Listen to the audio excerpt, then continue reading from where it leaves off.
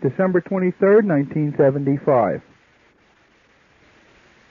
These top stories: Najari out, Morgenthau in, as the special state prosecutor. United States Embassy staff official murdered by gunman in Athens. This is Lester Smith reporting. Next news as it happens. Next scheduled news at 11 o'clock. Over WOR Radio 710, the Talk of New York.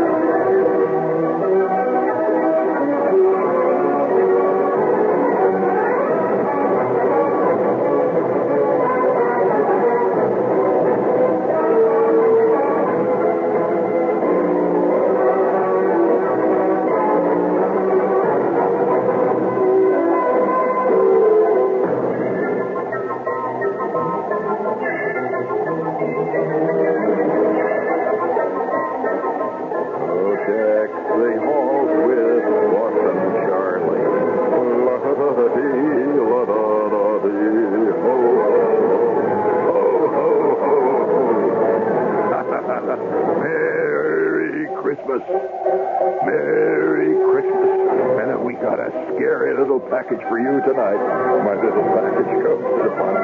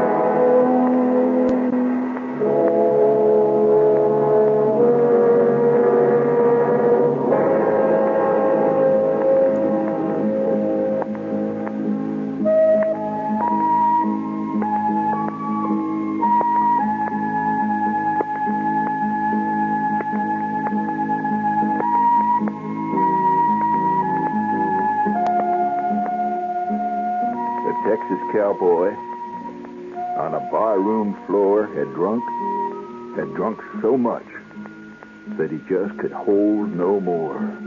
So he fell asleep with a troubled brain to dream that he rode on the Hellbound train.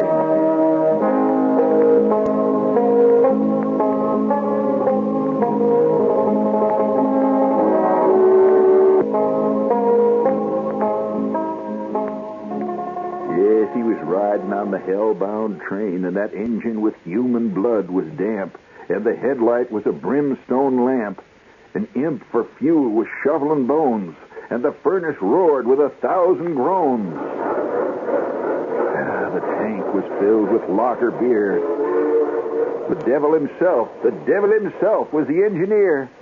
The passengers were a mixed-up crew: Christian, churchman, atheist, Baptist, Jew. The rich in broadcloth, the poor in rags, handsome girls and wrinkled hags, black men, yellow, red and white, chained together. It was a fearful sight in the Hellbound train.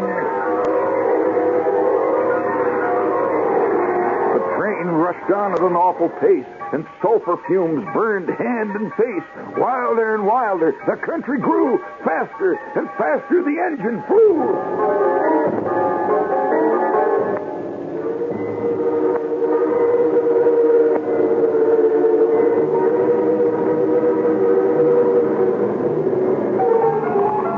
And terrible thunder crashed.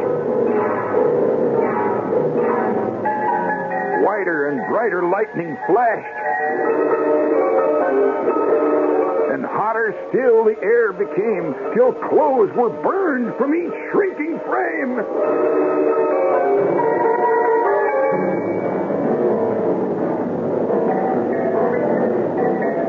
Then came a fearful, ear-splitting yell. Yelled Satan, the engineer. Gentlemen, gents, the next stop is hell. The next stop is hell. 'Twas then that the passengers shrieked with pain and begged the devil, please, they begged the devil to stop the train.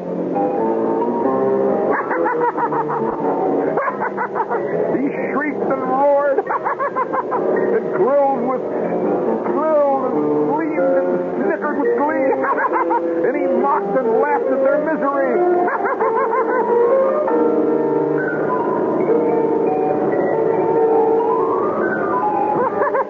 My friends, you've bought your seats on this road. You bought your seats, and you've got to go through, and I'm going to go through with the complete load. You've bullied the weak. You've cheated the poor. Yes, and the starving tramp you've turned from the door. You've laid up gold until your purse is bust. And you've given play to your deadly lust. Yes, and you've mocked at God in your hell-born pride. You've killed. You've cheated. And you've plundered and you've lied. You've double-crossed men and you're snoring. Look at you all. You're writhing on the floor now. You've stole. Not one of you has perjured his body and his soul. You have paid full fare. You've paid your fare to hell, and I'll carry you through. Let me tell you, there's not one of you don't belong. You're going down there where the flames roar. And the molten lava pours through your body.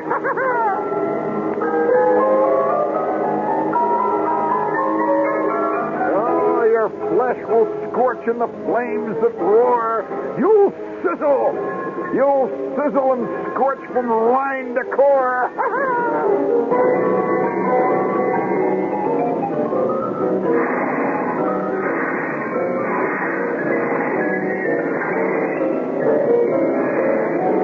And then suddenly, the cowboy awoke.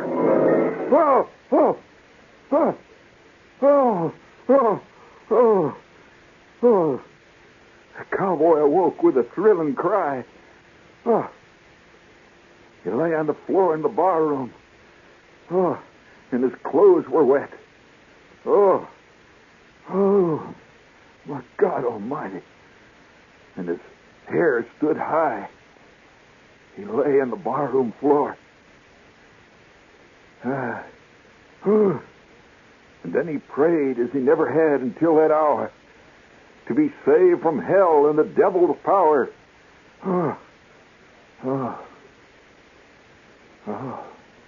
Give me a little of that theme, Joe. That beginning, opening theme. A little of that theme. We'll set that cowboy on his way. Oh, he prayed as he never had until that hour. Yes, that one. What one do you expect? He was saved from hell and the devil's power. His prayers and his vows were not in vain. For that cowboy, he paid never again did he pay a fare on that hellbound train.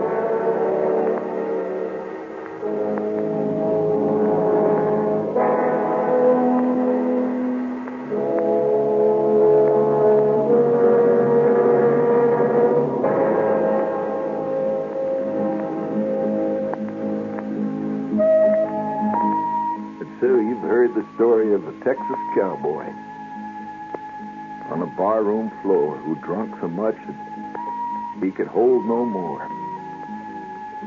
He fell asleep with a troubled brain to dream that he rode on the hellbound train.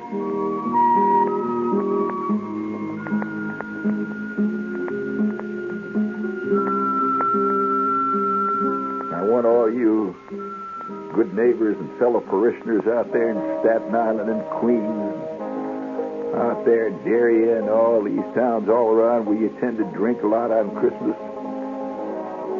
You put away all that Jack Daniels and all that I.W. Harper and them 100 Pipers and all them J.B.'s, all them Black and Whites, all them Johnny Walkers. Want all he'd remember the dream that cowboy dreamt as he lay on that barroom floor. What happened that night that he dreamed that he was in the Hellbound train with Satan himself at the throttle. Just let this be a lesson to all of you.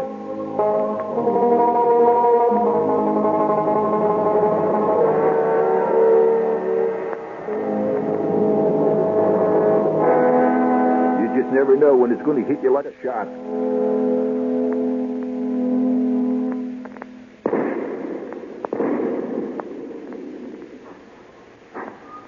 You're going to take that long, hellbound train ride yourself, chugging out of the station with your bottle of Johnny Walker in one hand and your bottle of Jim Beam in the other. And you paid your fare on that hellbound train, friend. You bought your ticket fair and square. You'll be there with all the other sinners from all over the world. After all your blaspheming and swearing and grubbing for gold and that sinful pride that made you buy that Tony Martin Elizabethan double-stretch suit, you'll be riding that hellbound train, and Satan himself will be at the throttle, and he'll be blowing that whistle. He'll be blowing that whistle. And it'll echo from canyon wall to canyon wall. It's the hellbound train, and you will be aboard. You paid your way, and you bought your fare, and you got your ticket. Wow. You didn't expect that, did you, tonight, huh? You didn't expect that. Oh, yes, we're going to have a lot of sins to answer for, which reminds me, this is WOR in New York. And speaking of sins, did you like the Hellbound train, gang? Well, that's pretty heavy stuff. I mean, you know why I like that piece? That plays a very important role in my life. And yes, it does. As a matter of fact, and the reason I did it during this holiday season was because. Did you ever have a teacher who really was hung on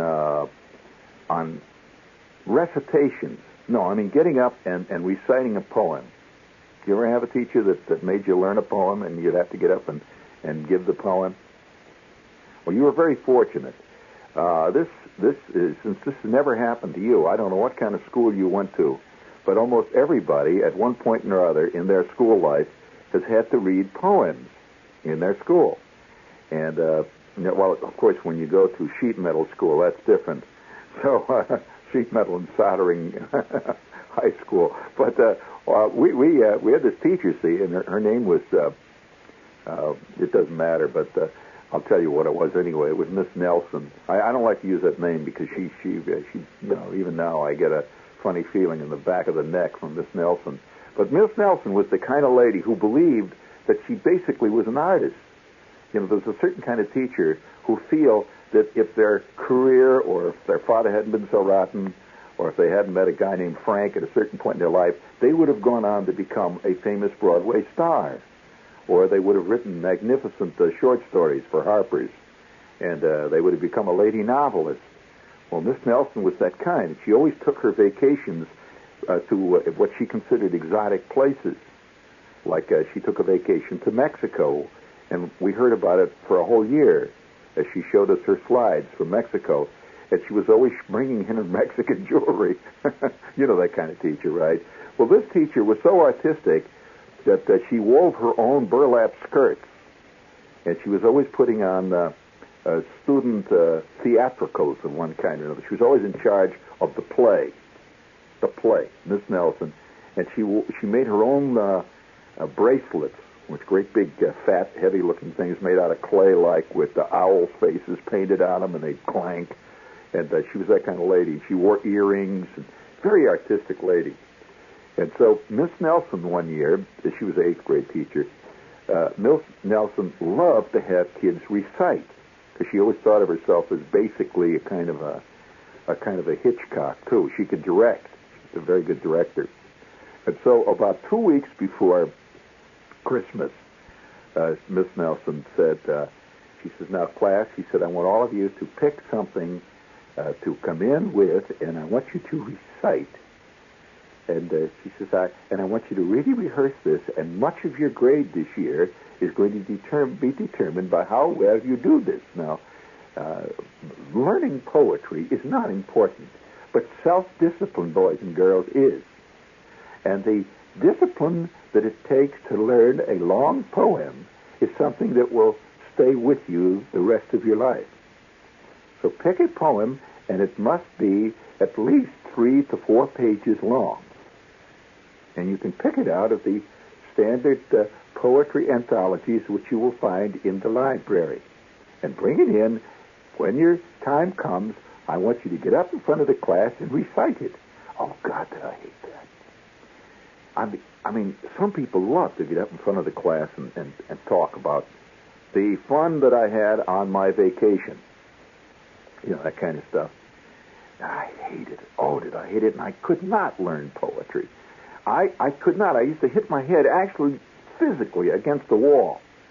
I couldn't learn poetry. And I hated it. I really hated it. And so we had these books full of poems like The Boy Stood on the Burning Deck. You remember that? That's a great one.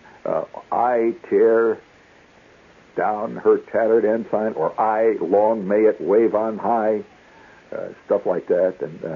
And great poems like Maud Adams. Did you ever read Maud Adams as a kid? You didn't? I don't know what kind of schools you guys went to. You certainly must have read Silas Marner and The Lady of the Lake. Yes, you did. You read Ivanhoe. Of course you did. What did you read in your class? I'm just curious what you read as a book in your school.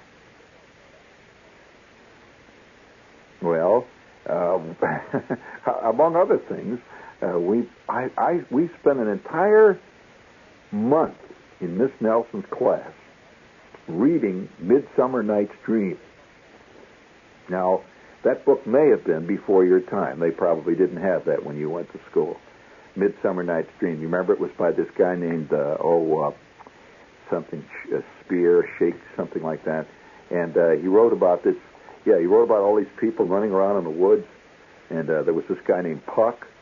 And, there were a lot of ribald remarks about him. I can remember Flick coming up with another name for him. And, yes. And, well, what was it? Well, for those of you that are Shakespeare fans, I'd be glad to send it to you. But you must, it'll be sent to you in plain brown wrapper. But it was a typical Flick bit of humor. And there was other people who we couldn't figure out what this had to do with hockey, this particular story. But then there was a part in it where these guys went out into the woods, and they met these 3 people. There were 3 people putting on a play. And one of them was named Bottom. Do you remember Bottom? And Bottom had this donkey's head.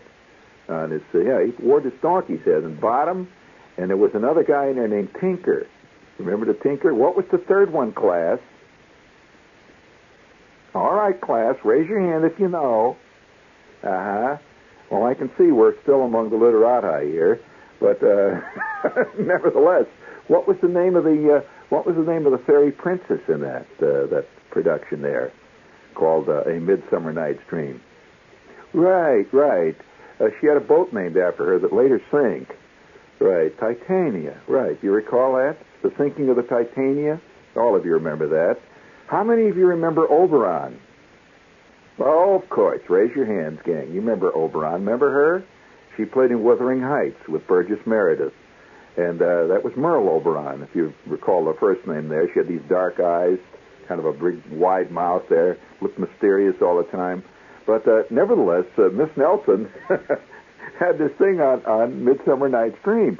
So we had to we had to pick a scene to play.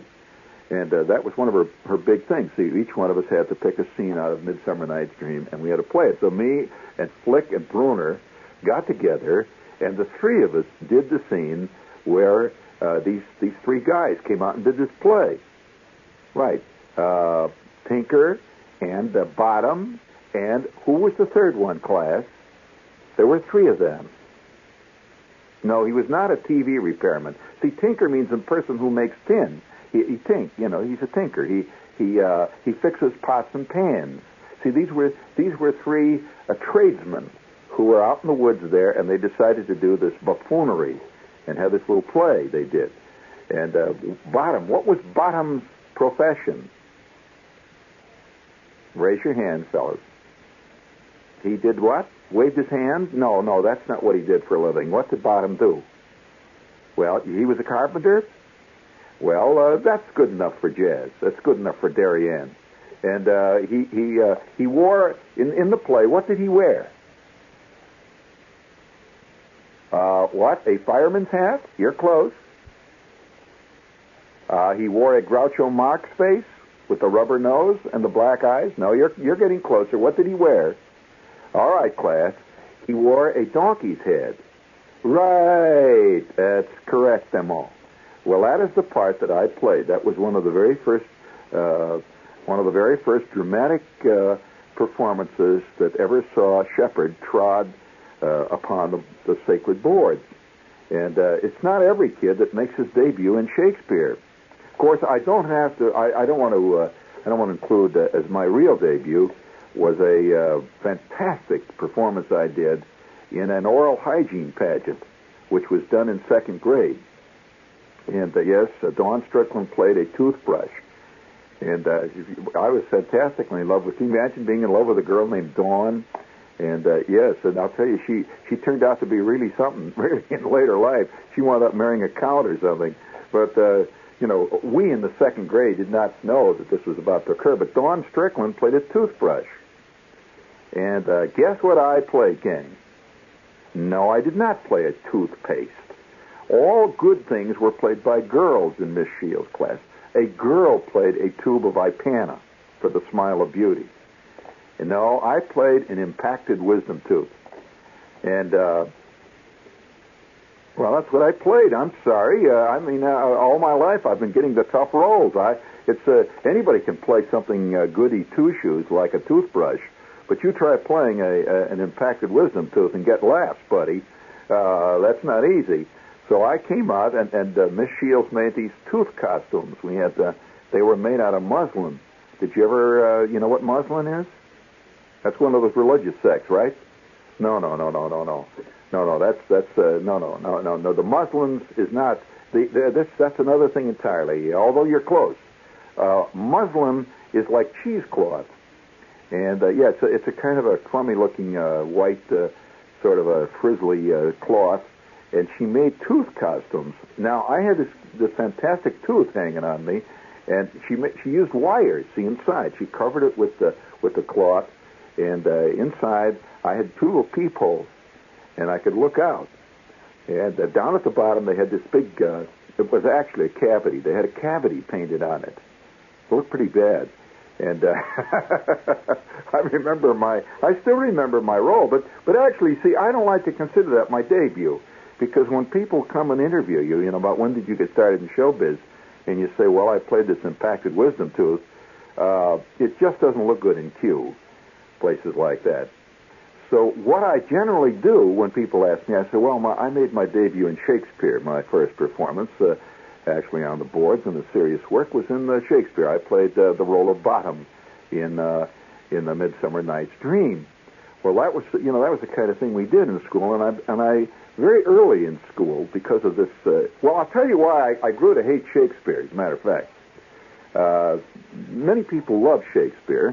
Others hate Shakespeare for various reasons.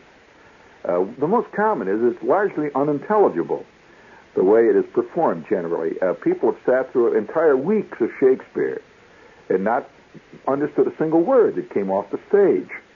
And of course, one of the reasons is that Shakespeare is delivered in what is called standard speech standard American speech or standard English speech. So, up on stage, you hear somebody say, and you know, everybody will applaud, and he's dressed as a count or something, and you won't, and then you'll hear somebody say something like this, I say, forsooth, my lord, and they go on like this for hours, and it isn't quite the same thing that Robert Redford does. And so it's very confusing to an American audience, which has, basically, an attention span of about that of your average field mouse. The attention span of the average American is maybe 15 or 20 milliseconds. And you have to have a little attention or you're not going to get Shakespeare. Now, the reason I personally find Shakespeare kind of dull is because of that damn donkey head. See, at that time I had an open mind about Shakespeare. And Miss Nelson was really into it, and so she was always reading, and she'd read them in different voices. And so she would say, "Oh, Titania, queen of the night, oh, come upon thy silver elfin wings, and playeth upon thy lute." You know, and then she would do different voices like that. So she was really into it, and her Mexican beads would rattle, and her burlap skirt would rustle. And, you know, that was to me all art, you know, this teacher. Miss Nelson, who was always showing us slides of her visit to Acapulco, and she made her own. She made her own shoes out of old used General tires. She'd cut them up, you know, with the rubber thongs and all that and stuff. She was really into the peasant bag. What that had to do with Shakespeare, I have no idea. But that type of person, you know, they lump all art together. You know, it's all a big ball of wax, and it's a thing you give lectures on. So the day that she had that sudden inspiration, she says, "Boys and girls, all of you will select a scene now, just a scene out of Midsummer Night's Dream, and just before Christmas, we will all give our version of our scenes, and you'll all be graded on it." So I'm going home, you know, with Schwartz, and I said, "What do you want to do with Schwartz?" The heck, you know. Well, of course, every kid in the class wanted to do Puck. Yeah, this is a big, you know, Mickey Rooney played Puck. And everybody wanted to do this, you know, where you sit up in the tree and make smart remarks is what basically Puck did. And everybody in our school felt like they were philosophically sitting up a tree making smart remarks. So we decided, you know, on the halfway home, I says, "I'll tell you, why don't we get Flick? And we'll do this thing in the woods there." Well, it all took place in the woods. Remember that? It was all in the woods. And Miss Nelson had decorated the front of our class to look like what she considered a Mexican-style Shakespearean magic fairyland woods, which meant that she got a lot of burlap painted green and hung it with marachis. And, well, yeah, she was into her Mexican bag. You know, people get into that.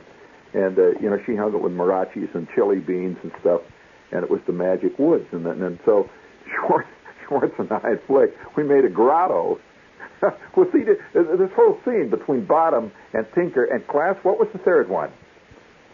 Now, come on, Class. That was the role that Flick played to such resounding success. Come on, Class, please. We all know who Bottom was. We all know who Tinker was. Who was the third one? There were three of those buffoons.